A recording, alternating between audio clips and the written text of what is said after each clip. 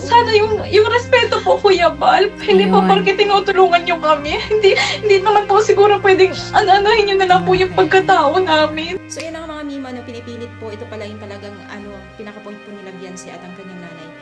Pinipilit nilang i-take down lahat yung video, even sa video ni Kalinga Prab siguro kasi ang content lang naman ni Kuya Bal is yung Marimar siguro yung video doon, di ba? Sabi na ni Kuya Bal, kumita lang ng 8,000 doon kapalit ng kanyang motor. So kumbaga, lugi si Kuya Bal doon sa kapalit ng pagiging Marimar ni Beyonce nung time na yon.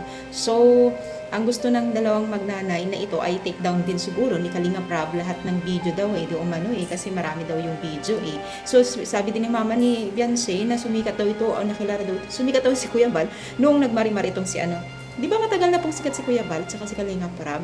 So, siyempre, sabi ng mga netizens, mga supporters ng Team Kalingap, bakit ba naman napunta pa sa puntong ganito? No? Kasi sa dami, guys, sa dami kasing beneficiaries ng Team Kalingap, si Beyonce lang ang nagreklamo din ng ganito, no?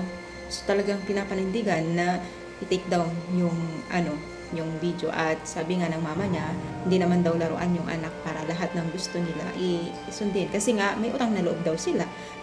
Kaya sumusunod daw sila. So, dahil siguro, yun yung pinaglalaban nila. Pero kung tutuusin guys, parehas naman ata silang nag-benefits, no? Gusto ang ganda ng bahay ngayon ni Beyonce. Hindi ko lang alam kasi sabi naman ni Beyonce na galing daw sponsor mga yun. Siyempre, sila Kalinga Prab.